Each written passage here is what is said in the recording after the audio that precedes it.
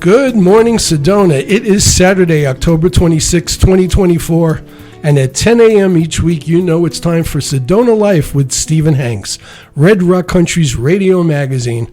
We're coming to you from the beautifully overhauled KAZM Mellow Mountain Radio studio in West Sedona on 106.5 FM and 780 AM. And we also live stream this show at www.mellowmountainradio.com. So, folks, this is a radio show that each week explores all the fascinating aspects of life in Sedona and in the Verde Valley, and the area's intriguing personalities, three of which I have in the studio with me this morning.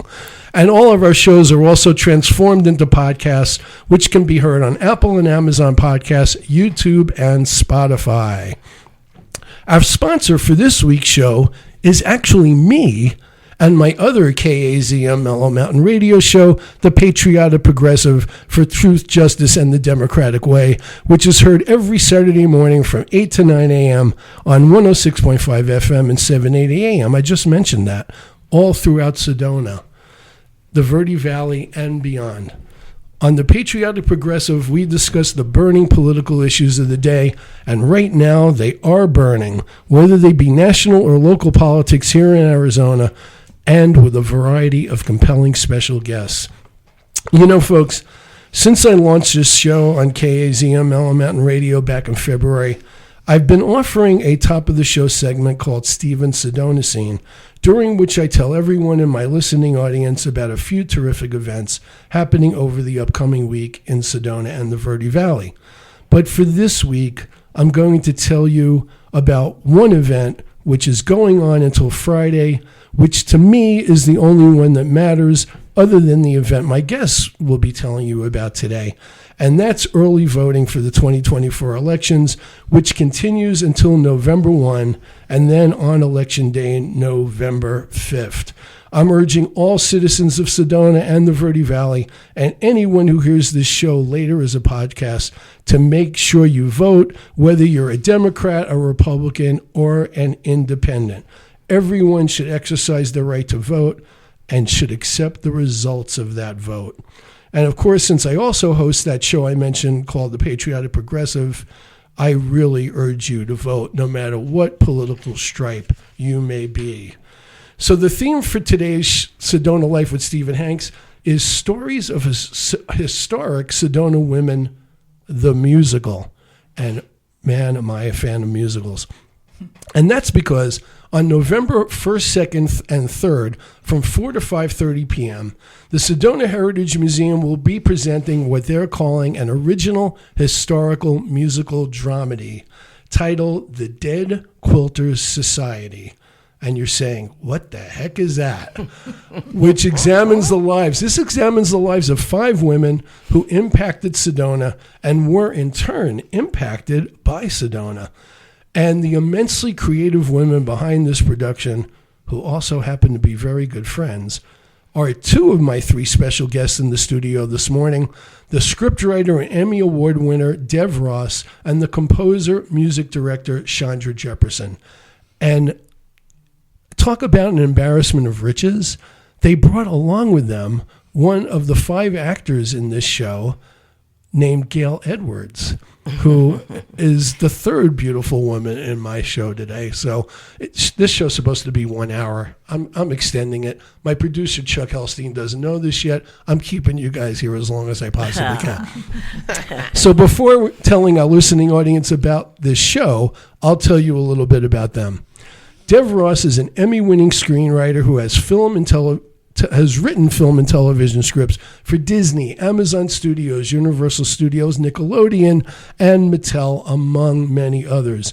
Dev was also the artistic director of the Emmy-winning 12th Night Repertory Company, which did both stage and television, and the Educational Theater Company in Los Angeles.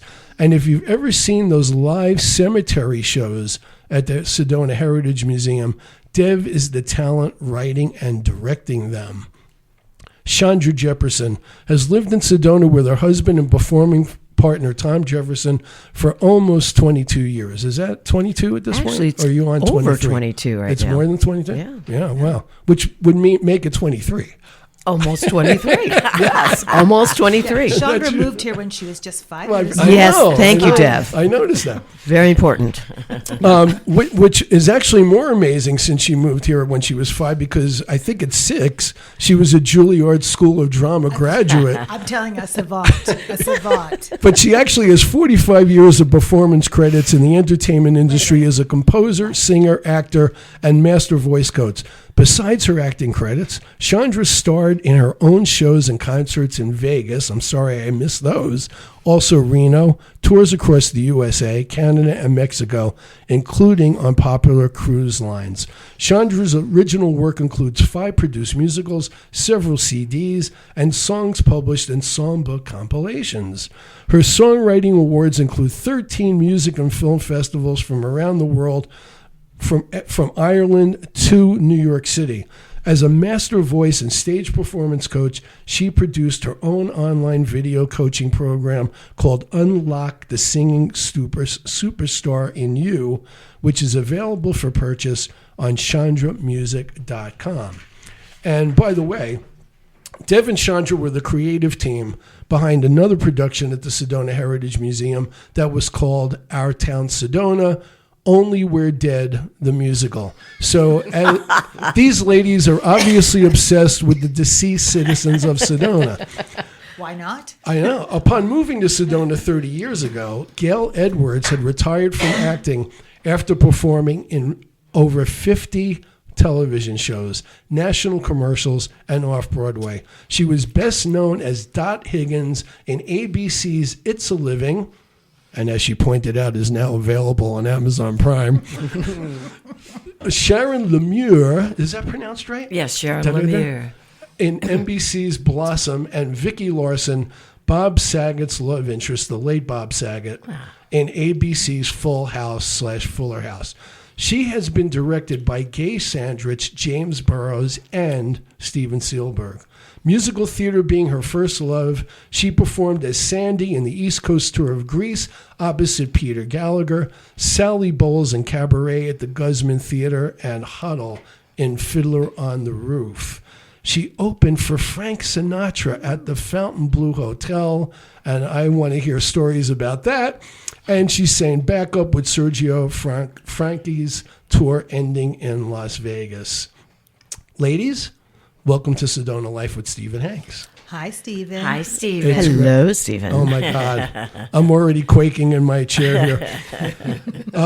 So, Dev and Shondra, do you want to flip a coin to decide who tells our audience how you came up with this idea and what the Dead Quilters Society is all about? Or you can both share. Well, Shondra can start because then I'll correct her later. Okay. Yeah, because she always does, and I lean on her for that. Yeah. I actually do. Well, we had done the cemetery walks, as you know, Right. and last year we did the show. Mm-hmm. And after doing this outside in the cemetery it felt like a huge cast. It was only, I think, 8, just a huge cast. No, it's like 13. Was it? See, Okay. I'm already correcting her. See, already. 13? And after... We had 2 musicians. Well, yes, and we were sold out for both shows, right? And the second show was like all of a sudden a torrent of wind and cold weather.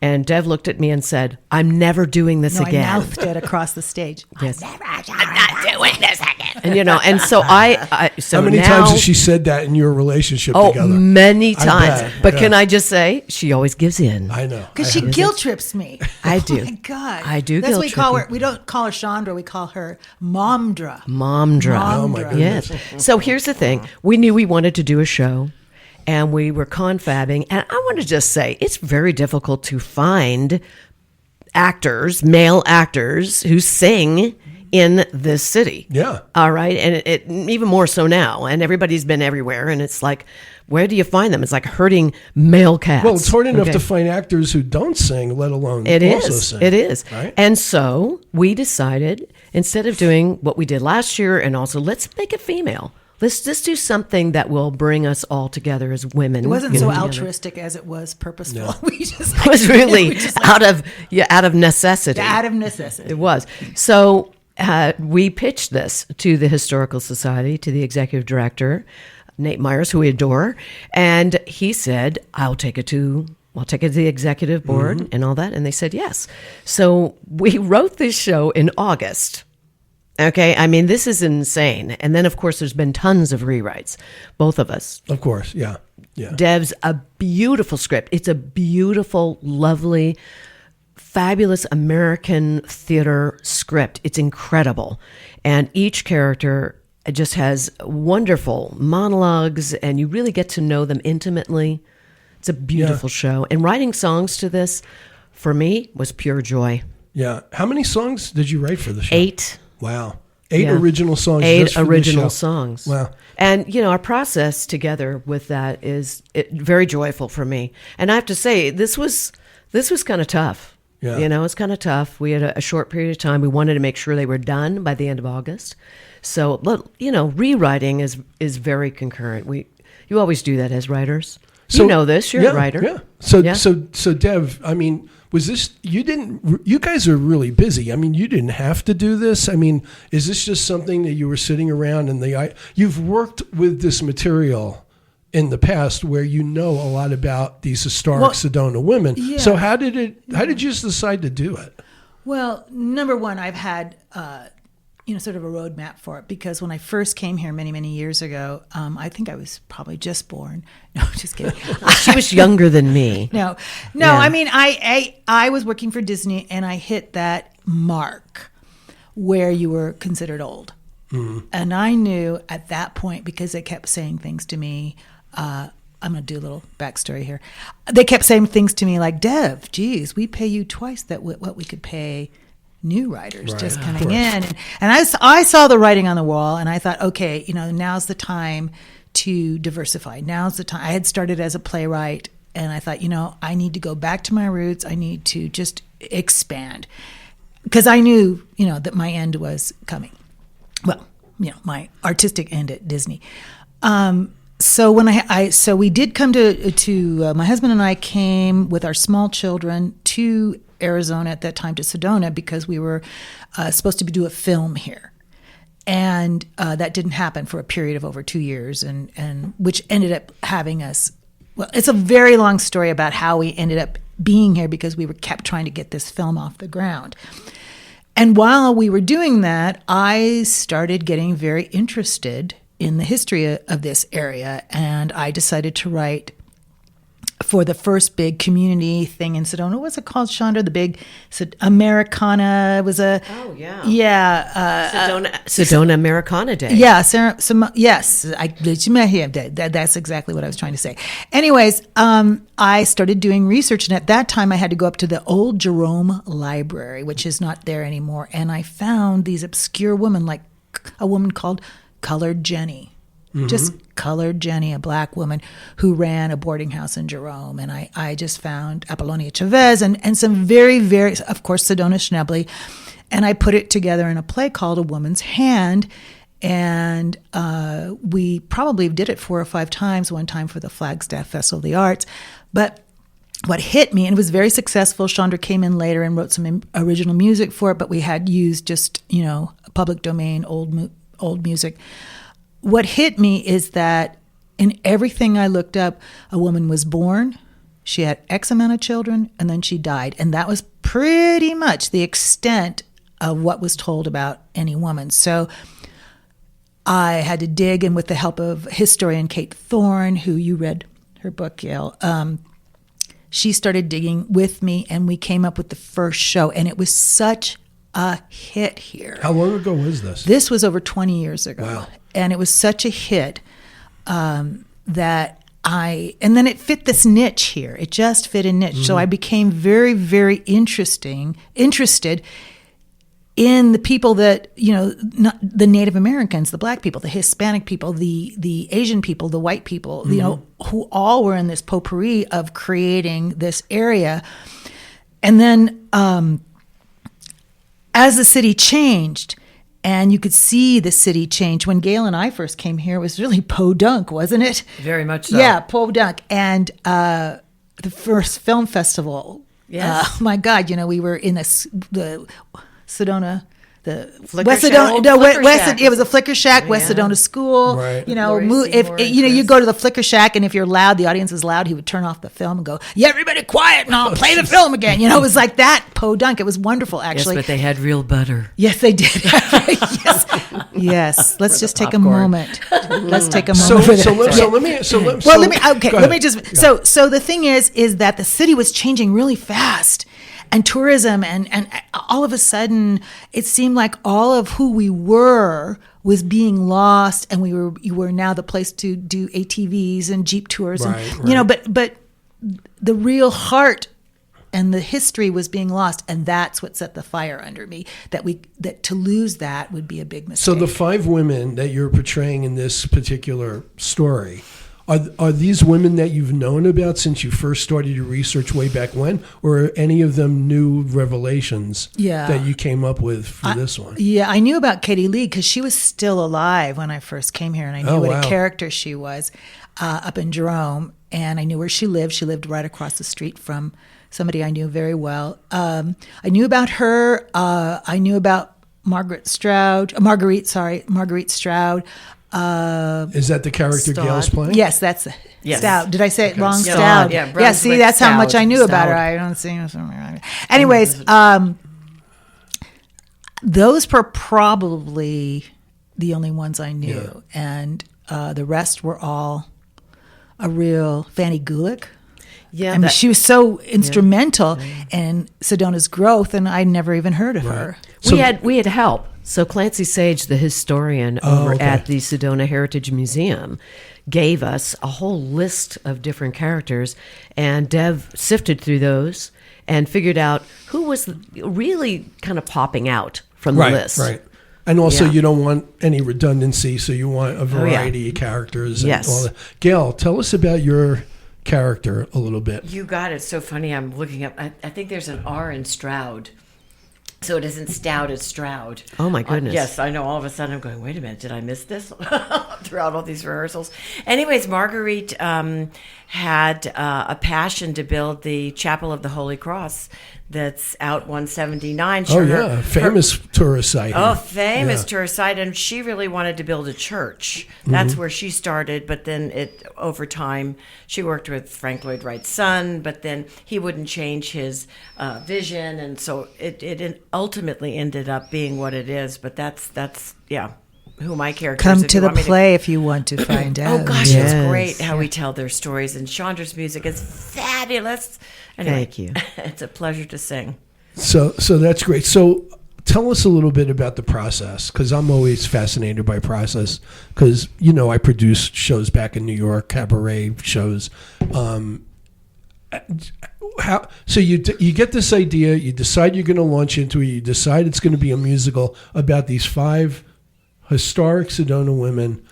What is the beginning, middle, and end of the process in terms of writing the script and writing the music? Do you write? Is it like Elton John and Bernie Taupin, where Bernie writes the lyrics and then he writes the music? No. How is what it usually is? I'm waiting for a period of time for something to come out from Dev. She's working heavily on the script, and we've already talked about a direction, but I really don't know until I start to get those. They're like transcripts, they're like, okay, here's what I got, here's what I have, and what do you think? And then we talk about my job, I feel, is to take what Dev has written and to expound and bring home musically what is going on here in a different sort of way.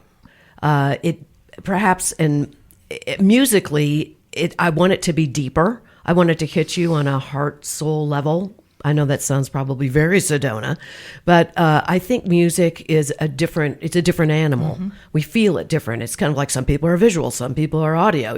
It's just we kind of hit you from all sides, right? And that's how I see the music. So we talk about it, and I will feel out, where does that song feel like it belongs? Oh, right.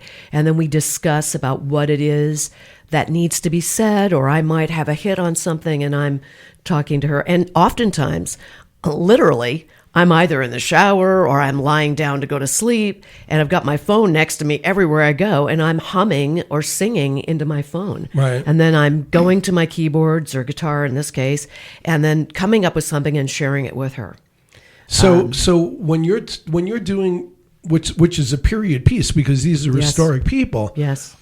Is what style of music do you hit on? Are you trying to do contemporary type sounds? Or are you trying to capture the period? It's a good question. As you know, we're making a film called Weird Detention, which we'll we're planning talk a little bit about that later. Right, and that's all different kinds of music. Right. That's more contemporary pop, has all that going on, a little hip hop.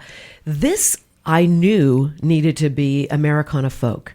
And it just so happens that several of my students had been sharing with me this new trend of really old country that young people are gravitating to. Really? Yeah, it's really fascinating. So I'd already been, before we even talked about the show, listening to this stuff. Plus, I did a deep dive on Tom Petty, and a lot of his songs that we don't hear that are on his records are very Americana folk and deep stories. And that affected me too. So I knew that when I started to read the script and where we were going with it, that this was the direction it needed to be. It needed to be a deepening of our music here, American folk, something that hits you on a heart level. Right. Dev, do you get involved in the lyrics of the songs at an editorial level, or? No, not really. I mean, she does run them by me, and then we have some moments. Right. You know, because normally, 9 times out of 10 I love her songs, and that 10th time I might, and then we go through some stuff. We do. I mean, probably. I mean, I remember the last song that I wrote. I knew that there was going to be one song that was going to get me, and the song that I struggled with a bit lyrically was the song that Annie, our Native American in the show. Yeah. Is there one song for every character? There plus, is. Plus like a beginning song and end song kind of thing? Yes, there's an ender song for sure, an yeah. ensemble song. We're all singing on most of all the songs. Very heavy harmonies that I worked out and stuff.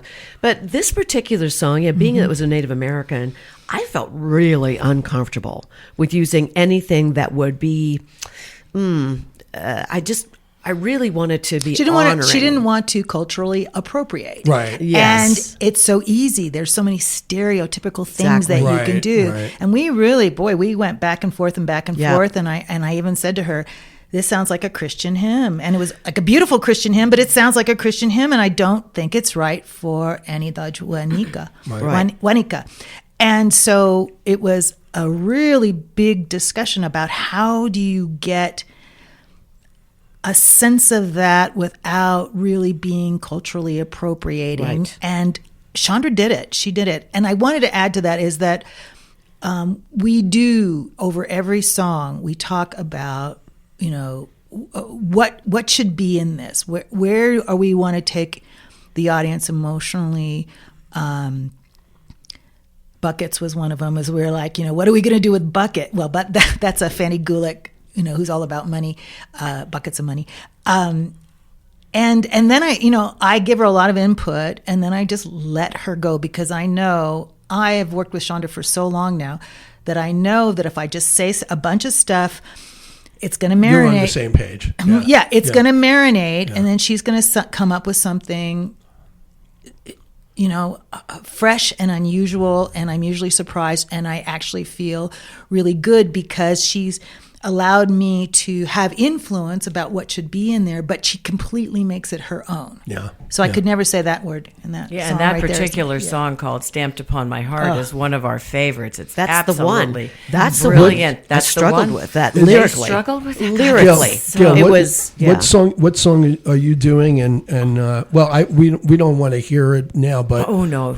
I assume Yes, I'm singing about my chapel and my dream coming true. right. How many are these songs autobiographical? The individual songs of the character. I mean, it's always, you're always stretching a bit. Yeah. Marguerite and my character, Katie Lee, who I am just in love with her, and I wish I'd known her. And I may have met her and I didn't know at the time, because Tom and I have been doing shows forever here, since we got here, and a lot of people that you just don't know who they are. That's what happens here in Sedona.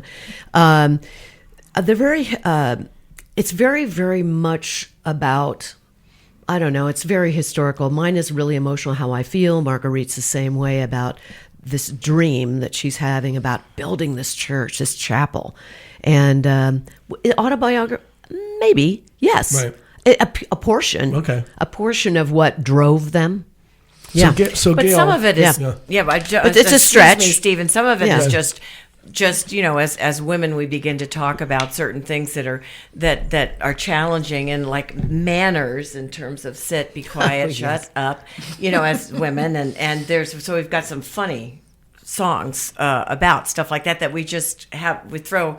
Shondra wrote some great stuff that we'll just sing about. Mind your manners. Yes. Well, we do. I have to say, it's pretty topical. And there's some satire in there, very sarcastic. That particular song is called Mind Your Manners. Yes. And it's about how women are supposed to be. right. And growing up like that. Yes. So Yeah. is this? So are we to take this as a feminist musical? No, but I think, and lot I of women think, power. I think Marguerite's character, and I'll let Gail speak to that. Yeah. But Marguerite's character is really on that. What do they call the tilting? The tilting point of she was growing. Well, I'm going to let you, talk about how you were raised a certain way, but yet you knew in your gut there was something different from you, and it's like that tilting point for women. Right. She grew up in a privileged household, but becoming presented to society and living that life. She was an artist. She knew somewhere in her that was the light that would lead her paths. She just knew, and so she turned away from all that privilege and sought out an artist's life, and ended up in Sedona and teaching at the Sedona Art Barn, and she always knew she had this desire for a church, and she tried to do it in Los Angeles. She was offered to do it in Budapest, overlooking the Danube River. Things always kept getting in the way, but when her parents finally passed away, she wanted to dedicate it to them, and she realized it needed to be here in Sedona, and she had a very, very strong spiritual streak within her. So she had the confidence and probably the backing, even though she walked away from privilege, she still had that source to pull from. And when she built the chapel, everyone that helped her gave of their services. It cost them in 1956 to finish that chapel $300,000. Wow. Because so many people didn't charge what they could have. Or would. I mean, it was a great story. I'm thrilled to learn about these women. So Yeah. was she? I know this may seem like a strange question, but I think you'll know where I'm going with it. I'm glad you brought up the whole idea of the spirituality. And we're talking about Sedona here, so that kind of, do you think she was more spiritual than religious, if you know what I mean? Yeah, I do know what you mean, but I do think she was deeply religious. She Okay. was Catholic. Right. She wanted to build the land on land. She wanted to give the gift of building it on Catholic church. It was anointed by the diocese. But I think, you can be religious and spiritual. Right. Some people, it's just on the surface and you're hoping for the best, and then other people are absolutely driven by it. And I think she was. She had both. What drew? I know you're friends with these two ladies, but what beyond that drew you to wanting to do this piece? Well, actually, I've always wanted to perform with Dev and Shondra on stage, and we have in certain ways, but we've never had like we have right now. Oh, wow. Yeah. So I mean, Dev and I wrote a screenplay long ago together. I directed Shondra in Maybe Baby at the Canyon Moon Theater, which was so much fun. so much fun, and we did a Charlie Cox runs with scissors but we didn't get to really she was on one side, I was doing it, so I've always wanted to have a threesome, and here we are. Here we are.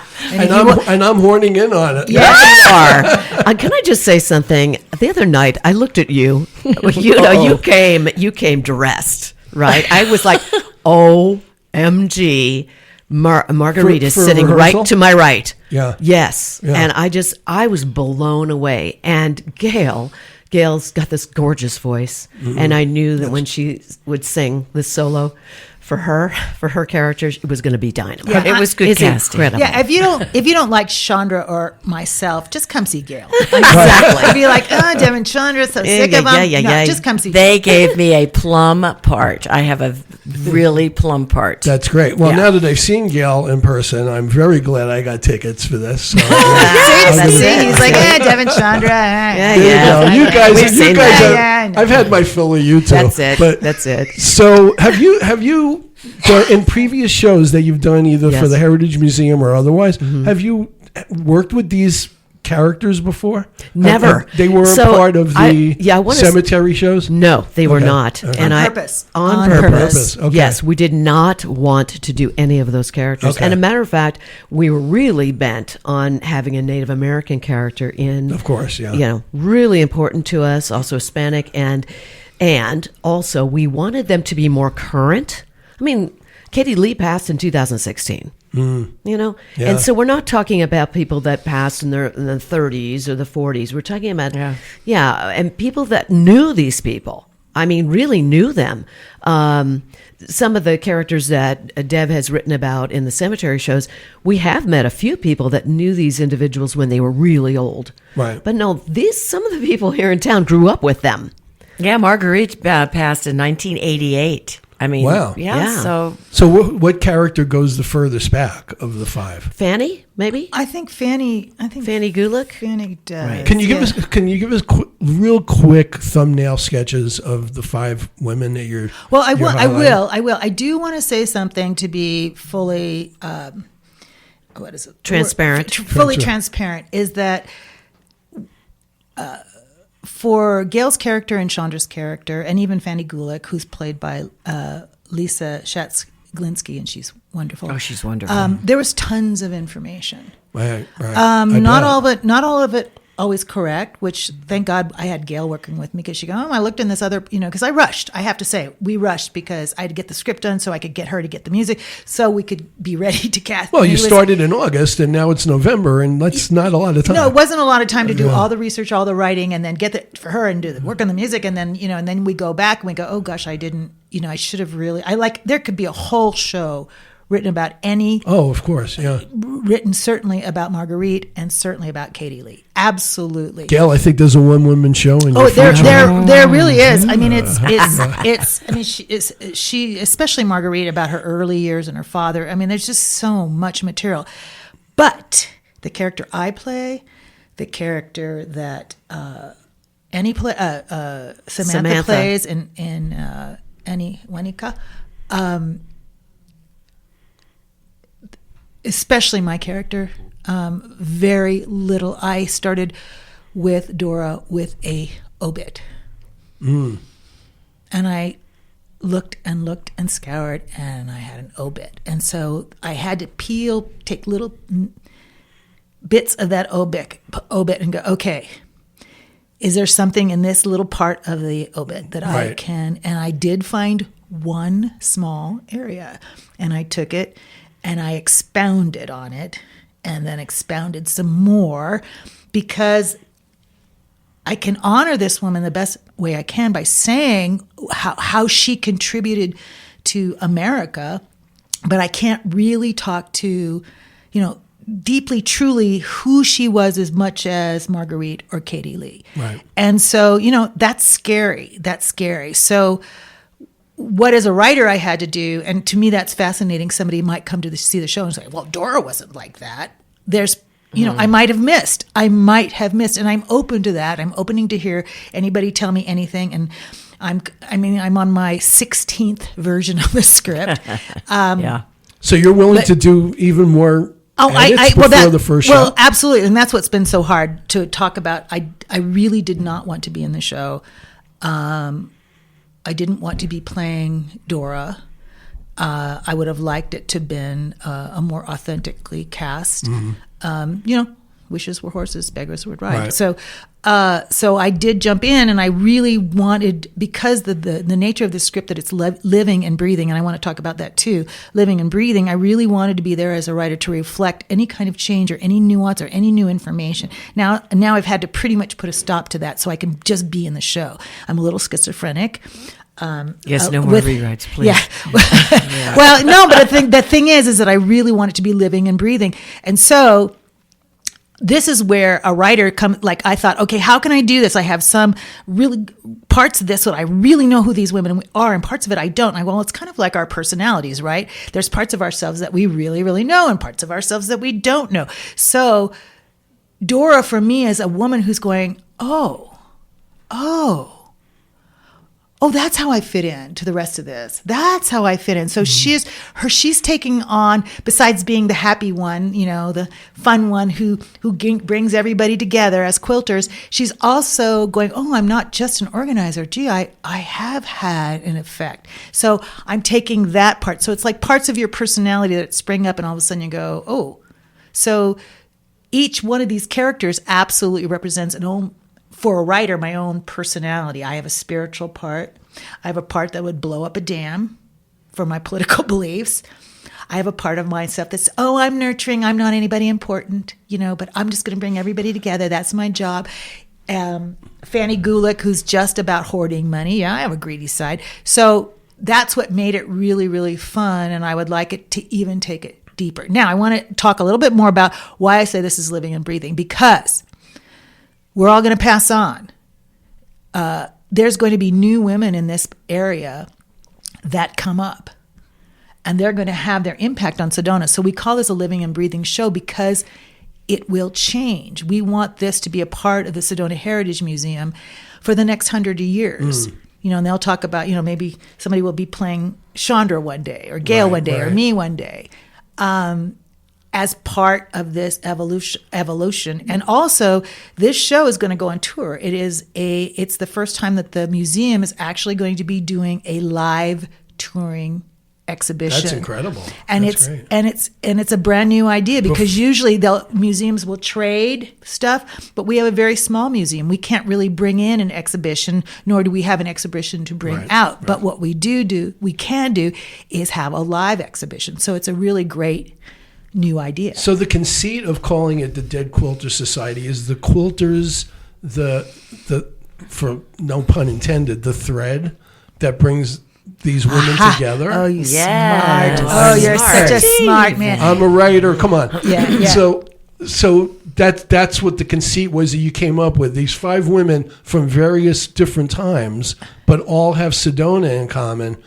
They're in this quilting society. Yes, and that's just the tip of it. It gets into other deeper conversations, like the kinds of conversations that people have before they pass.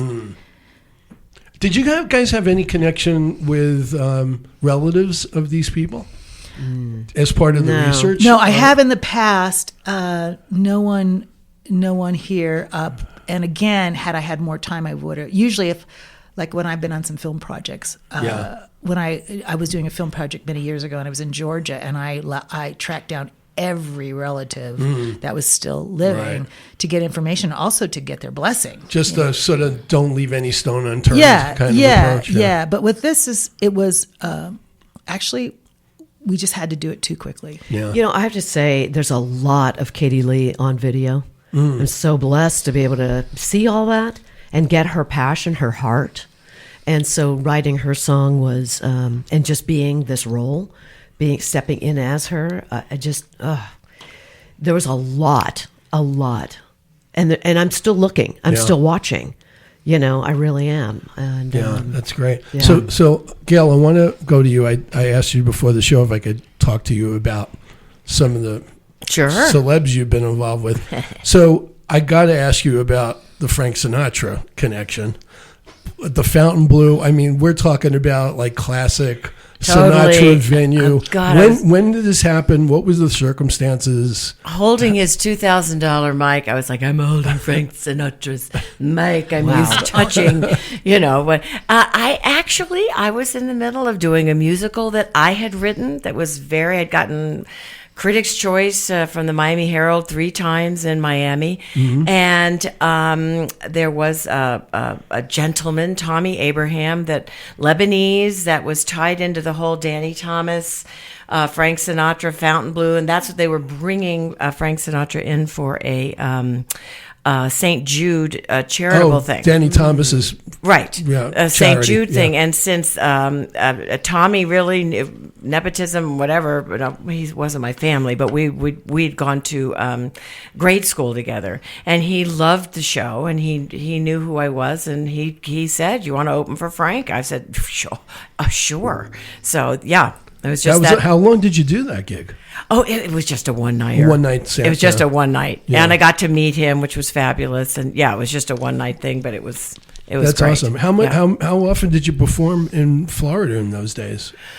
Oh gosh, it was a regular thing. Well, I mean, I had that musical that we ran it in Coconut Grove for like 3 months, and then it was like right after I'd finished college, I went to the University of Miami, and then I headed north for New York. So yeah, that's great. That's a great memory. Yeah, very much. I've got to ask you about Bob Saget. Oh yeah. So unfortunately passed away recently. It was a shock to everyone. I'm sure to you. Oh yeah. What was it like working with him? And Bob was crazy. I mean, he was a sweetheart. But as we all know, he also was a comic, and comics just keep going until they get you to laugh. Right. And so between him and Dave Coulier and John Stamos, sometimes it was, they'd go back to work, because all three of them would get going. But Bob was just a genuine. If he saw you at the mall, he'd be like, "Hey, Gail," and he knew my husband, and he was but he was always busy doing America's Funniest Home Videos. Right. So, you go out there, you do your scene, you'd be like, "Good to see you," and whoop, disappear until, you're back on stage. And it was a big shock. As a matter of fact, when a friend called to say, "Did you hear this?" I said, "Oh, this is not funny. This is not a funny joke." And then I went to college with Ray Liotta, who passed shortly after that. I loved Ray Liotta. I thought, what the heck? I know he was a sweetheart too. Oh, yeah. Something Wild, the movie Something Wild that Ray Liotta did, one of my favorite, crazy movies. Yeah. He was unbelievable. Oh, yeah. So on the musical side, yes. Did you do Sally Bowles and Cabaret after the film came out or before?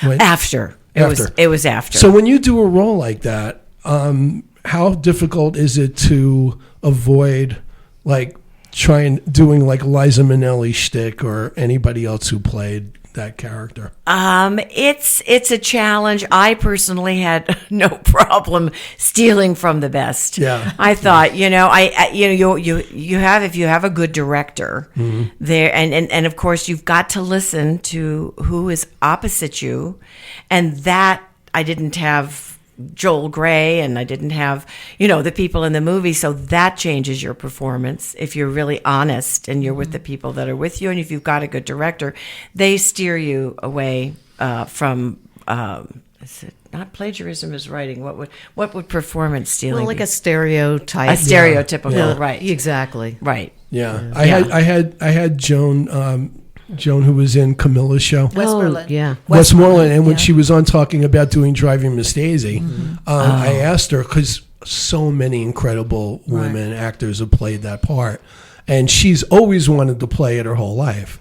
So it was so Joan, how do you avoid, copying anybody or trying to, and she just said, look, you just try to come up with whatever your own personality can bring to That's it. True. And she was fabulous, by the way. Yeah. Oh my God. Yeah, fabulous. It was great. She's a terrific actress. Fabulous. But I think one thing that people don't always know that are not in the acting profession is that actors, I think really good actors, not all, just my opinion, work moment to moment. And like Gail said, if you're working opposite somebody who's giving you something different, but then you're going to respond like Liza Minnelli did, but you're not really responding to the actor, it's not going to work. It's going to fall flat. So I think any really good work through actor is going to be in the moment with their other fellow actor, and that's going to have to be different. And it's a survival. It's survival. It's just not going to work.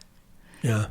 So I want to ask you too about the beginnings and evolution of the Shondra Dev relationship in Sedona. I don't think we've ever I can talked answer about this. I don't think we've ever I have the best. Forged in us both getting ulcers and being No, we were You gave Okay, so yourself okay, ulcers? nonsense. So, no, it wasn't even nonsense. Oh, well, yeah. Here's what happened. Okay. Tom and I arrived in July of 2002, Right. and That's actually the first time I visited with my family. really Yeah, that's funny. when the first tourist And you didn't trip. call. You didn't. I get you into know, it. I didn't I'll run get in in- right. I didn't run into you. And funny enough, I had a friend. We had a friend who knew Dev. Did not introduce us. Knew we were coming here, and lives in He was LA. afraid. He was very. I guess he was afraid. very frightened. Yeah. So what happened was we had a regional theater here called Canyon Moon. Gail mentioned, and in December.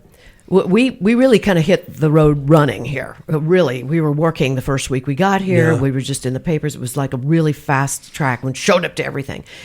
We had met the executive director, and she called me and said, "I have a role for Tom, and I would really like to put him in the show that will open up at the end of January."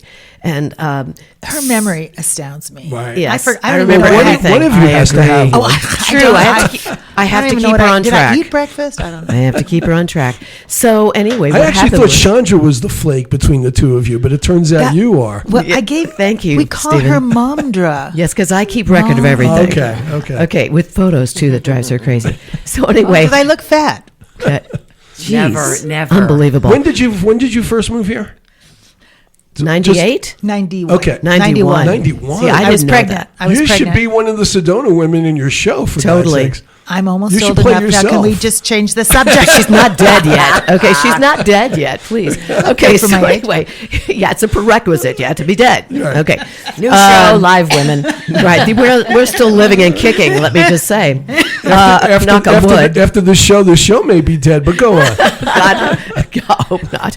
Okay, so anyway, Tom got cast, and Right. who was playing his wife, Dev Ross? Oh, And they nice. were going crazy because it was the English version of the show. It was an American, but it would come. Dev It was the would come American over. version of an English show, and it. No, yeah, Oh no, English. we didn't do the American version. No, we you did the English. Very English. Yes, and so, but you weren't playing English people. It was very strange. Right. So anyway, she would come over and they would commiserate. And I was like, oh my God, And I didn't really have much of a conversation with Dev. we were commiserating because the show was. Well, we won't go into it, but it was rough. Okay, take me It out was for a rough. drink, and I'll tell you later. Yeah, that's it. A little glass of wine. She's there. Okay, so anyway, the show went on. And the opening night, someone came over to me and said, "I loved you in this show." I said, "No, I was not in this show. It's that woman right over there standing by the buffet." Of course, where else would I be? Exactly. Still playing the starving artist, So anyway, this started happening. And on the closing night party, we sat down together for the very first time and found out we knew a ton of the same people. We were living in San Diego, LA, but we were kind of going back and forth. She was in LA. I went to school with Brian Stokes Mitchell. Oh, wow. And turns out Brian was in her touring theater group. I mean, it just was all kinds of stuff. And it became, wow, wish I knew you then. And then we started teaching together. That's the very first thing that we did. But when did you realize that I was me who Paul had been talking Well, about? it took a while. It was like during a few conversations, it's like, you know Paul? Yeah, I know Paul. And I called him and I said, how in the world could you not have introduced me to this woman? Well, I just knew you would meet. I wanted to strangle him, Sorry, Paul. But at any rate, then we were cast in Nonsense together. Mm-hmm. I was Sister Amnesia, and she was the really bold kind of, how do you want to explain her? I was the dykey Robert Ann. Yeah, and we had... I hope I none. Okay. Yeah. Well, I'm sorry if Girls. I've upset. I know, She's my just went. character. She just went into her character. Yes, she was. She was very. She was very like this. and very New York. very like New this, York, and kind of a little. Yeah, a little and we masculine. really bonded there. Yeah. And I think we ended up teaching right around that time. Maybe it was after And that's Nonsense. when you realized that it would be Oh, a good partnership for writing. Well, stuff then together. we really started bonding and talking. And But then, stage does do that when you Stage does perform on that. stage. When 'cause did you sometimes- move here? We actually bought in 93 and moved here in 94. 94. Wow. Yes, and I was very happy to stay under a very large rock. I had been so out in Los Angeles and everything else, excuse me, that I was very happy to fly very low under the radar. And when did you meet these two? When did you connect You with them? saw Nonsense.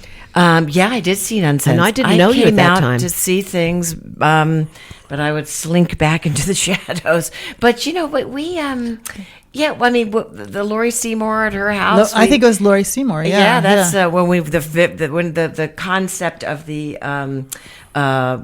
film festival. It was really the genesis it was of a- it at that time. yeah, it was The a two of genesis. you were involved in the very beginning. Yeah.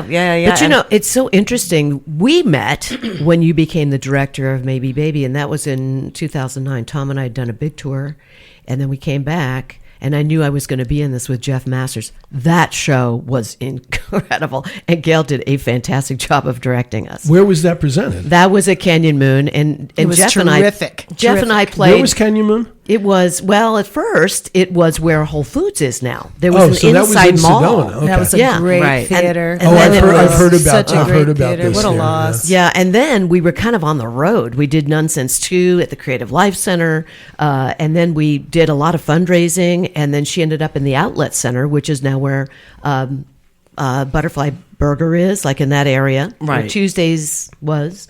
Okay, but I want to be really truthful and transparent. Uh-oh. In Nonsense, great show, but a lot of it was really dated. Mm-hmm.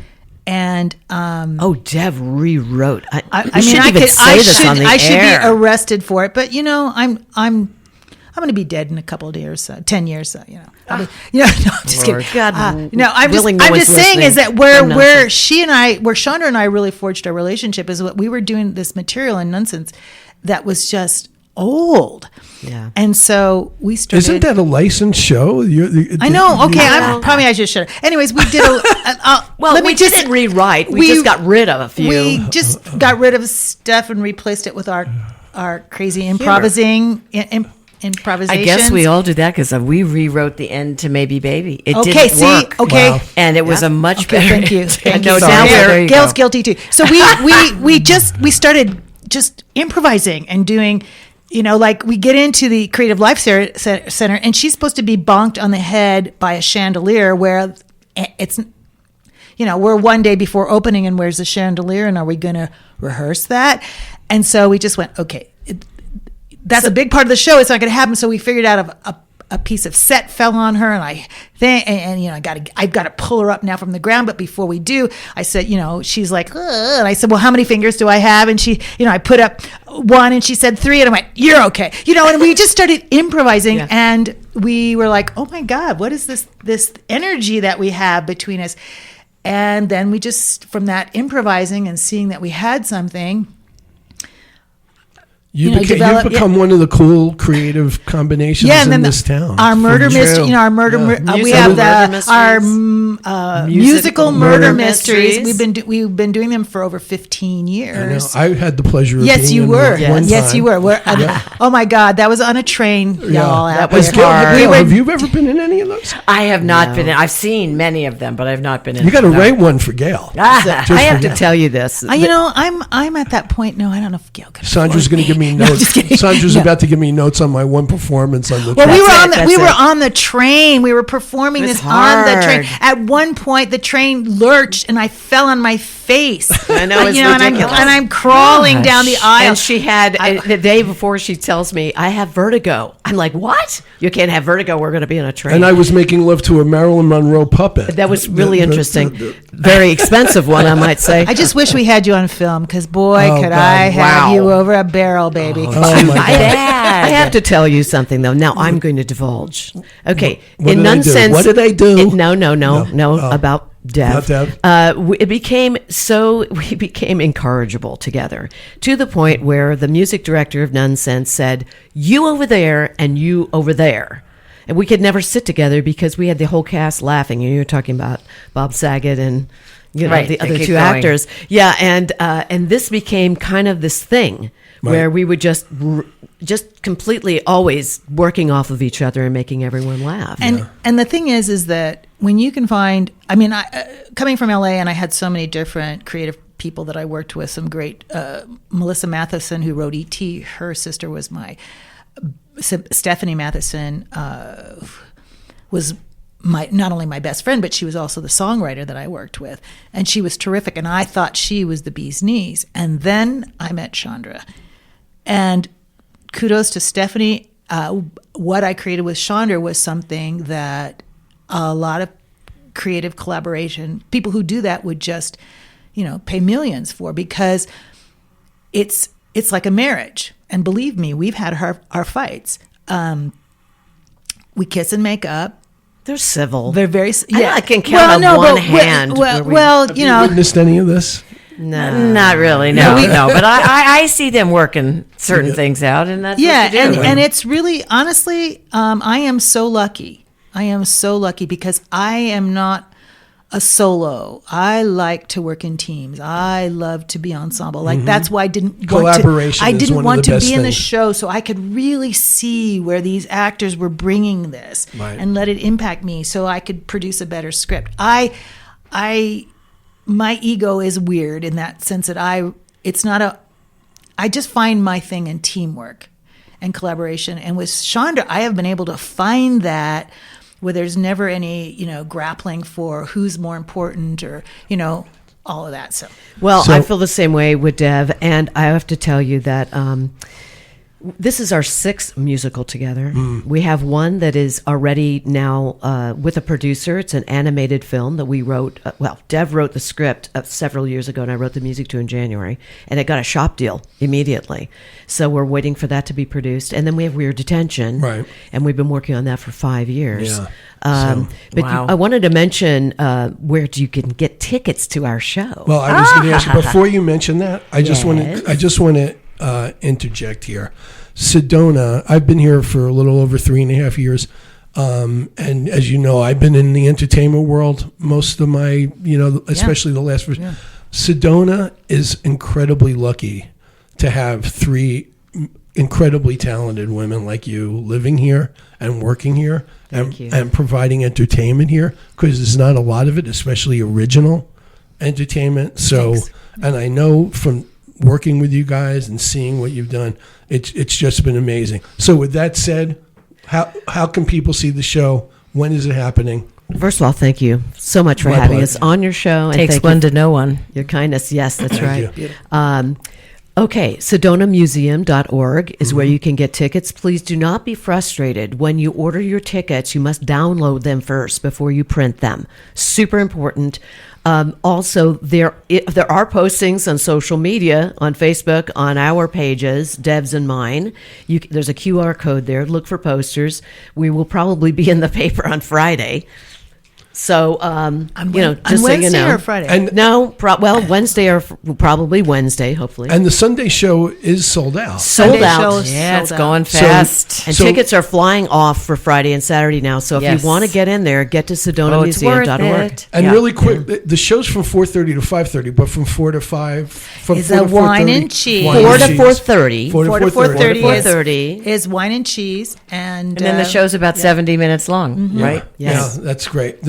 I can't wait to see it. I'm going on Saturday. Yay! I'm so thrilled about what you guys are doing.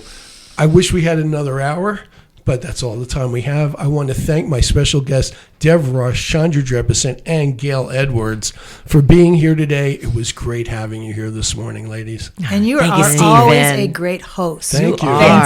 Thank you so much. Thank you. Thanks to my tremendous producer in the booth today, Chuck Helstein, the owner and big macher, as they say in my religion, macher of this radio station, who as always after the show will send me the audio that we will transform into a podcast version of Sedona Life with Stephen Hanks that you can listen to anytime on Apple and Amazon Podcasts, YouTube, and Spotify. You can also find Sedona Life with Stephen Hanks on Facebook and email me with comments and questions to Stephen@mellowmountainradio.com. So I have a big announcement, which is that next Saturday morning show will be our final episode on KAZM Mellow Mountain Radio. Please don't read anything into the fact that my last show will be on the Day of the Dead, which is next Sunday.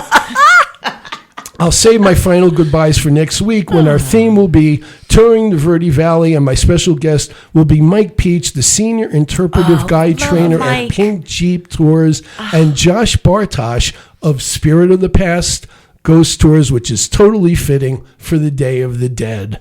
But for now, I thank you all for listening to Red Rock Country's radio magazine. Have a great week, everyone. Bye. Bye. Bye.